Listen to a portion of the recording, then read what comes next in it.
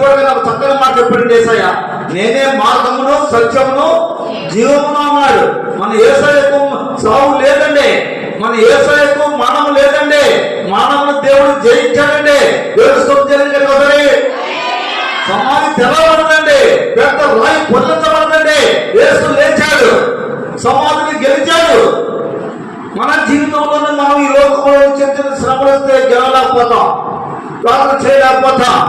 అయ్యా రూపాలండి ఏమంటారా ఏమంటారండి అయ్యగారు పర్లా ఈ చిన్న చిన్న గాలి తుఫాన్లు వస్తే నువ్వు తట్టుకోలేవు బిడ్డా. తట్టుకోవాలంటే నువ్వు ఏం చేయాలి? మోకరించాలి, ప్రభువుని అడగాలి. ముందు మన బ్రతుకు బాగు చేసుకోలేకుండా ప్రభువుని అడిగే ప్రయత్నం ఉందండి.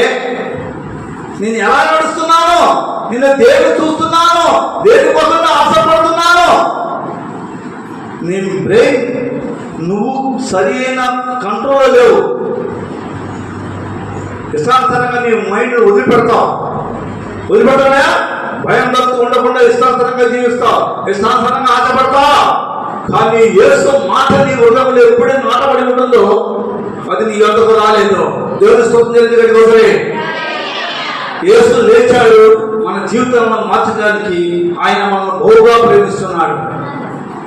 బహుగా ప్రేమించడం అంటే ఏమనుకున్నానండి, ఆయన మరణమైపోతున్నప్పుడు కూడా ఏమన్నాడు? చక్కని మనన్నాడు, తండ్రి వీళ్ళు ఏమని చేస్తున్నారు క్షమించమని ప్రభు కోరుకున్నాడు.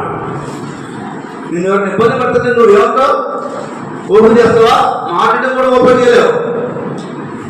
ఓపెన్ చేస్తాంలే, చేయలేవు. మనం ఎప్పుడైతే దేవుని స్తోత్రం ప్రభు అని తప్పడం, నేను దూషించిన వాడు నీ కాడికి రాక తప్పడు, నేను నిందించిన వాడు నీ కాడికి రాక తప్పడు. అయ్యా నా తప్పు క్షమించు. ఎంతో మంది